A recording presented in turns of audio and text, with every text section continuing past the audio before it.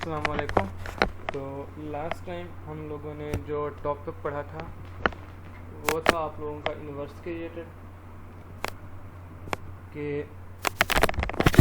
Matrices का inverse कैसे निकालना है। तो आज वाला आप लोगों का टॉपिक है solution of simultaneous linear equations. अगर आपके पास लीनियर इक्वेशंस आ जाएं तो उनको कैसे सॉल्व करना है।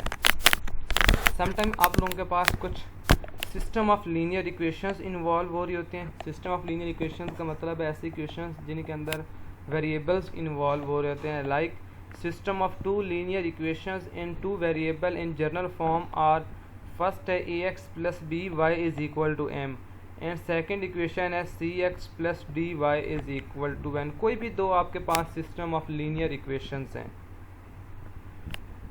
where a b c d m and n are real numbers. This system is called simultaneous linear equations. आप इनको कहते हैं कि आपके पास simultaneous linear equations हैं।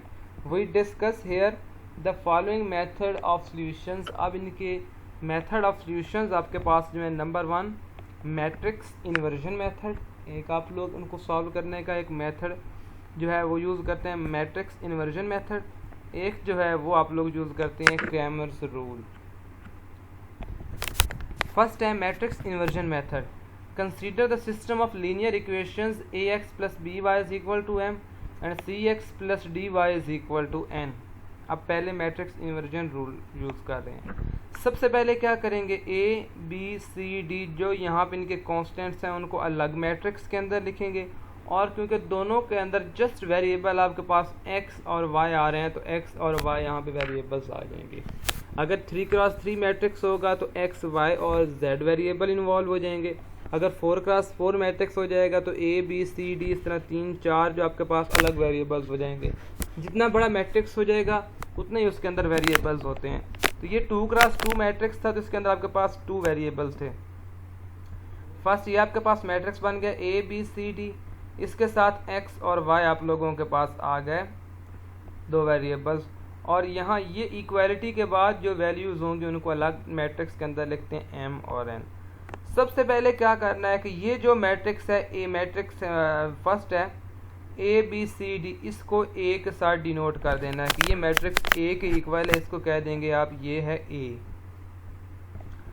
x और y को आप कह देंगे x, इसको x के इक्वल कह देंगे कैपिटल X के, इस सारे को a के इक्वल कह देंगे, और ये आपके पास जो है वो b बन जाएगा। b मैट्रिक्स m और n के इक्वल होगा। यहाँ पे आप लिख सकते हैं कि a is equal to a b c d, x is equal to x y and b is equal to m and n।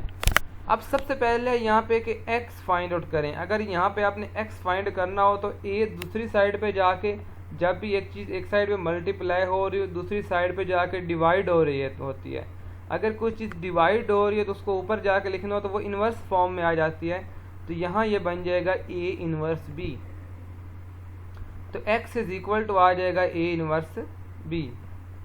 तो x इज इक्वल टू आ जाएगा एडजॉइंट। अब देखें इन्वर्स के लिए आपने एक फार्मूला लास्ट टाइम पढ़ा है कि adjoint of this matrix over determinant. तो आपके पास ये क्या बन जाएगा, adjoint of a divided by a determinant multiply bye ये आपके पास b मैट्रिक्स होगा। यहाँ पे मैट्रिक्स b लिख दें। पहले क्या आ गया, इस मैट्रिक्स का इन्वर्स लिखा कि adjoint of a over a determinant multiply bye b। यहाँ पे उसने मेंशन भी कर दिया है कि a इन्वर्स आपके पास इक्वल टू होता है adjoint of a over a determinant. मतलब यहाँ पे जो आपके पास इन्वर्स वैल्यू होती है सबसे पहले उसको आपने लिखना है adjoint of a over a determinant. Next है अब आपने निकालना है x, तो x इज इक्वल टू है x और y, तो आप यहाँ पे लिख भी सकते हैं x और y इज इक्वल टू। अब ये a मैट्रिक्स था तो a मैट्रिक्स का सबसे पहले निकालें एडजॉइंट। एडजॉइंट के लिए क्या करना है, ये दो आपके पास डायगोनल्स को रिप्लेस कर देना है, ये d पोजीशन बन जाएगी ये a पोजीशन बन जाएगी, और c और b आपस में नेगेटिव बन जाएंगे तो ये बन जाएगा -c और -b। इन दोनों की पोजीशन चेंज होगी और इन दोनों के आपके पास साइन चेंज हो गए। ये बन गया d -b -c और a, और ये मल्टीप्लाई किसके साथ होगा, b मैट्रिक्स के साथ होगा, तो यहाँ पे आ जाएगा m और n। तो यहाँ पे आप लिख देंगे m और n, मतलब b मैट्रिक्स यहाँ पे आ गया। डिवाइडेड बाय a का डिटर्मिनेंट, ये एक मैट्रिक्स है a is equal to a b c d, इसका डिटर्मिनेंट कैसे निकालते हैं, इन वैल्यूज़ को आपस में मल्टीप्लाई करें, ए डी माइनस इन वैल्यूज़ को आपस में मल्टीप्लाई करें तो ये बन जाएगा A D minus B C. तो यहाँ पे आ जाएगा A D minus B C. अब इनको आपस में मल्टीप्लाई कर दें। सबसे पहले आपके पास ये वैल्यू नीचे मल्टीप्लाई हो जाएंगी, ये बन जाएगा आपके पास D M minus B N divided by नीचे आपके पास सेकंड टर्म बन जाएगी माइनस, देखें, और एक बन जाएगा minus C M plus A N. अब ये D M minus B N और minus C M plus A N, इनको A D minus B C के साथ दोनों को आप डिवाइड कर देंगे तो ये आपके पास बन जाएगा D M minus B N over A D minus B C, और minus C M plus A N उसको भी डिवाइड कर देंगे A D minus B C के साथ। तो x आपके पास यहाँ इक्वल टू आ जाएगा इस सारी वैल्यू के, और y आपके पास आ जाएगा minus C M plus A N over A D के इक्वल, ये वाली वैल्यू आपके पास आ जाएगी x। एक वैल्यू आपके पास x की आ गई और एक वैल्यू आपके पास y की आ गई। ये आपके पास मैट्रिक्स इन्वर्जन मेथड। दूसरा है Cramer's rule. Consider the following system of linear equation, same to same आपके पास वही सिस्टम ऑफ इक्वेशंस होंगी। तो आप कहेंगे A X plus B Y is equal to M और C X plus D Y is equal to N. सबसे पहले आप कह देंगे ए आपके पास इक्वल टू हो जाएगा ए बी सी डी, तो आपके पास ये आ जाएगा A B C D. X जो है वो एक्स वाई के इक्वल हो जाएगा और बी इज इक्वल टू आ जाएगा ये एम ओवर एन। तो यहाँ पे एक्स इज इक्वल टू आ जाएगा A inverse B. A inverse की जगह पे आप लिखेंगे adjoint of A over A determinant. क्या लिखेंगे, adjoint of this matrix A divided by A determinant multiply by B matrix. आपके पास यहाँ एम और एन वाला बी मैट्रिक्स है तो यहाँ पे आ जाएगा एम और एन, नीचे डिवाइडेड बाय ए डिटर्मिनेंट हो गया।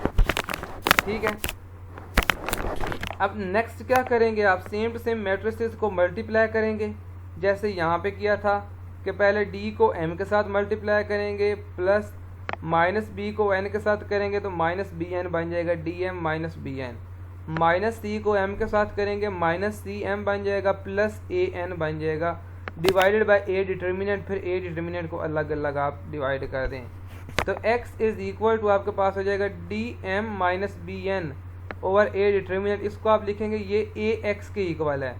अब हम उसके अंदर ए एक्स भी फाइंड आउट किया करेंगे और ए वाई भी फाइंड आउट किया करेंगे और दोनों को डिवाइड करेंगे ए डिटर्मिनेंट के साथ। मतलब यहाँ पे आ जाएगा ए एक्स का डिटर्मिनेंट ओवर ए डिटर्मिनेंट, यहाँ पे आ जाएगा ए वाई का डिटर्मिनेंट ओवर ए डिटर्मिनेंट।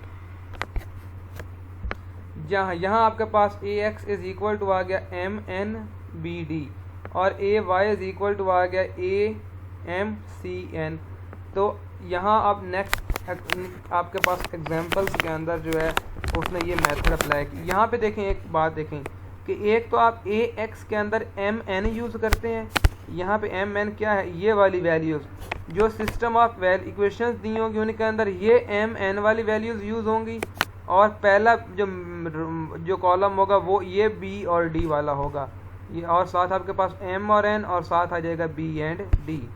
उसके बाद ए वाई में आपके पास एम और एन आ जाएगा और यहाँ पे देखें, यहाँ पे सेकंड वैल्यू वाई के अंदर एम और एन है, एक्स के अंदर फर्स्ट वैल्यूज एम और एन होगी, वाई के अंदर सेकंड जो आपके पास कॉलम है वहाँ पे एम और एन होगा और फर्स्ट आपके पास यहाँ पे आ जाएगा ये ए और सी।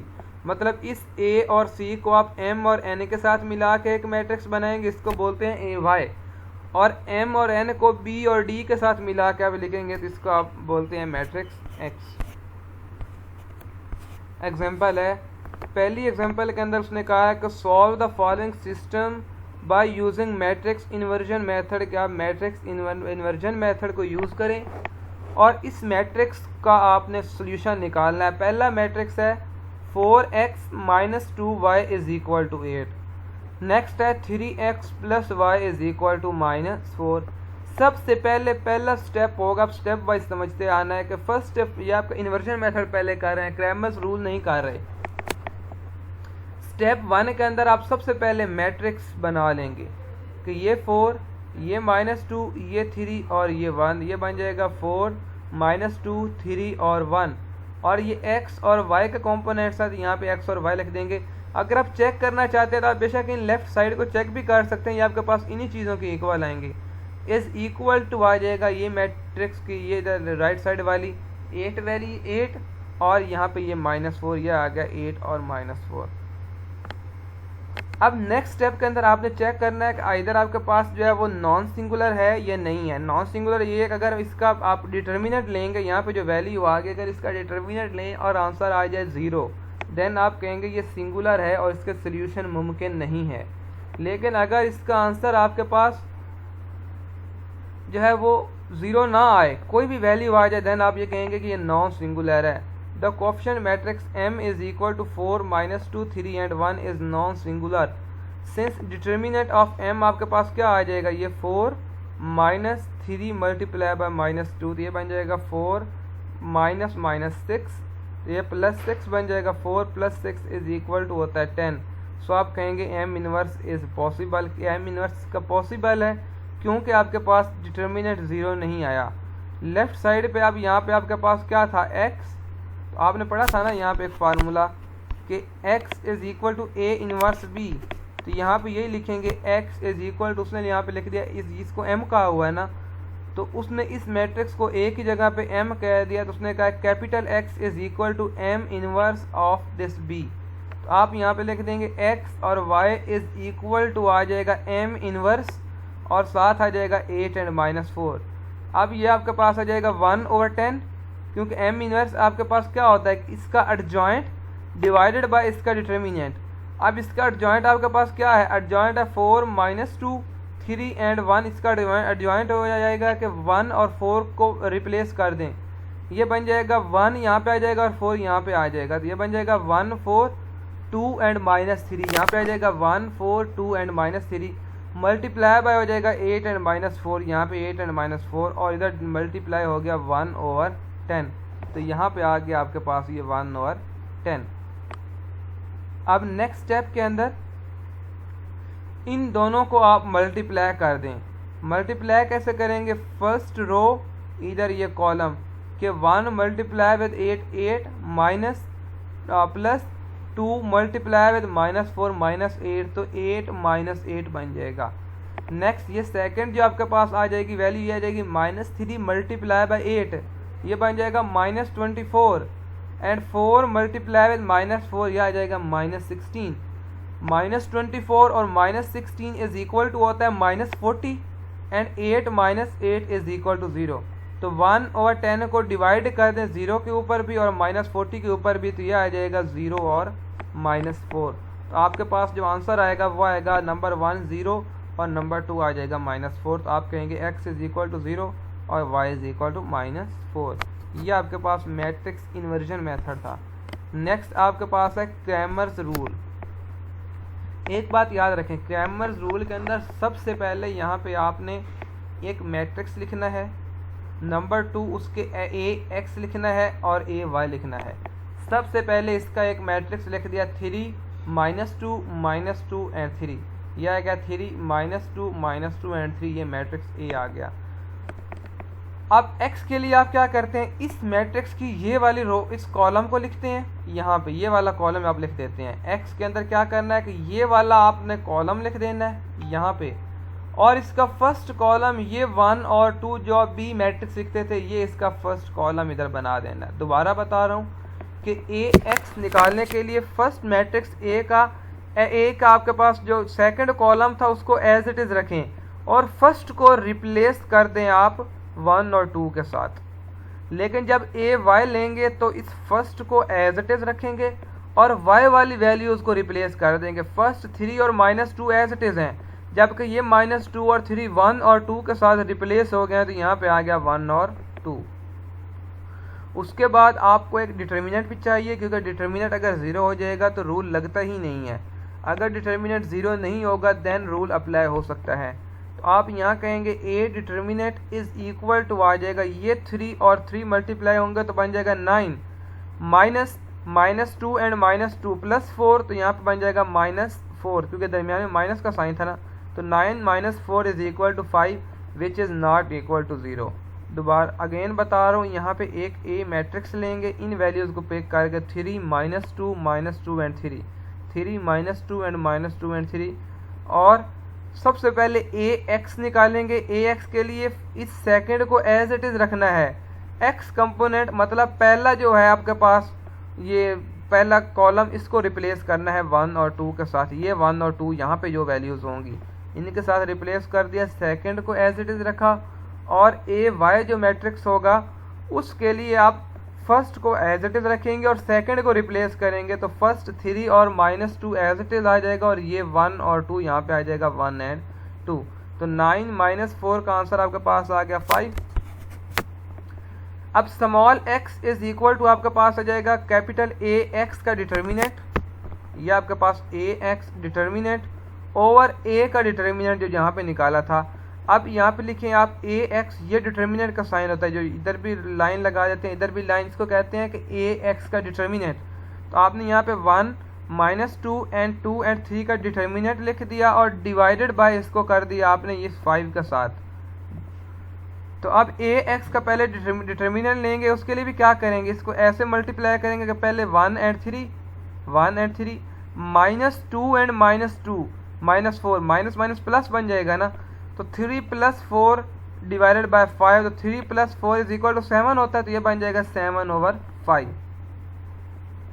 अब y कंपोनेंट के लिए इस ए वाई का डिटर्मिनेंट लेंगे कि 3 1 -2 और 2, इसका डिटर्मिनेंट यहाँ पे लिख दिया 3 1 -2 और 2 का डिटर्मिनेंट डिवाइडेड बाय यहाँ पे a का डिटर्मिनेंट जो 5 निकाला था इसी से डिवाइड कर देंगे। 3 × 2 6 -2 और 1 +2 बन जाएगा, तो 6 + 2 ये बन जाएगा 8 और 5। तो आपके पास ऐसे x और y आ जाएंगे आपके पास। वहाँ पे ए एक्स ए इनवर्स के साथ मल्टीप्लाई करते थे, क्रैमर्स रूल के अंदर ये ए एक्स याद रखना है और ए वाई के ये दोनों कैसे निकालने हैं और साथ डिटर्मिनेंट ले लेना है, जिससे इनके डिटर्मिनेंट को अलग अलग डिवाइड करते जाना है। नेक्स्ट एक एग्जांपल है, उसके अंदर वो कह रहा है the length of rectangle is 6 centimetre less than thrice it's width, कि 6 टाइम वो लेस है थ्राइस इट्स विड्थ। अगर आप ये कहते हैं कि इसकी जो आपके पास विड्थ है वो x है और लेंथ जो है वो y है, तो y इज इक्वल टू क्या आ जाएगा, 3 टाइम्स से लेस है, तो ये बन जाएगा 3x - 6। उसमें कहा है ना कि थ्राइस टाइम इट्स विड्थ, कि 6 लेस देन है थ्राइस ऑफ इट्स विड्थ, तो ये बन जाएगा 3x - 6। तो y इज इक्वल टू आ जाएगा 3x - 6 from the condition of the equation. Next है कि पैरामीटर आपके पास अब क्या बन जाएगा, पैरामीटर होता है कि सारी लेंथ भी और सारी विड्थ भी। देखें अब आप अगर आपके पास कोई भी, जैसे कि उसने कहा कि रेक्टेंगुलर की 2 साइडें होंगी जो उसकी लेंथ वाली होंगी और 2 विड्थ वाली होंगी, 4 साइडेड होती है ना, तो साइडों को आपस में जमा करेंगे तो x + x 2x बन जाएगा और दोनों को विड्थ वाली साइड भी जमा करेंगे वो भी y + y 2y बन जाएगा। इसलिए आपके पास ये बन जाएगा 2x + 2y, क्योंकि पैरामीटर यही होता है x + x + y is equal to आ जाएगा 140, के sum of its length with its width is equal to the parameter. Sum of its length, अगर आप कहते हैं कि लेंथ x है या आप कहते हैं विड्थ x है, तो दोनों विड्थ जमा हो जाएंगी x + x और दोनों लेंथ भी जमा हो जाएंगी +y + y, तो ये बन जाएगा x + x + y को आप लिख देंगे ऐसे 2x + 2y is equal to आ जाएगा 140 यहाँ पे। अब गिवन कंडीशन पहले क्या थी, 3x - 6 और एक उसने क्या कहा था, नेक्स्ट आपके पास है कि x + y इज इक्वल, यहाँ पे आप x + y निकाल सकते हैं ना, कि 2 से डिवाइड कर दें तो x + y is equal to 70 आ जाएगा, x + y is equal to 70 आ जाएगा। और नेक्स्ट उसने कहा है कि 3x - y is equal to 6। यहाँ पे उसने कहा है कि यूजिंग मैट्रिक्स इन्वर्जन मेथड, यहाँ पे आप मैट्रिक्स इन्वर्जन मेथड यूज़ कर रहे हैं। सबसे पहले आप बना लेंगे 1 1 3 और -1 1 1 3 और -1 और इसकी ये x और y पैरामीटर्स हैं, इज इक्वल टू ये इक्वालिटी वाला साइन आ गया। अब पहले क्या करेंगे, इस मैट्रिक्स A का आप डिटर्मिनेंट लेके चेक कर लेंगे कि क्या वो आपके पास 0 तो नहीं आ रहा ना। तो वाकई ही पहले इसका डिटर्मिनेंट लेंगे, ये 1 - 1 के साथ मल्टीप्लाई होगा तो यह आ जाएगा -1 और 3 1 के साथ तो -3 -1 -3 का आंसर होता है -4 which is not equal to 0, इसलिए आप कहेंगे इसका सोल्यूशन जो है वो मुमकिन है।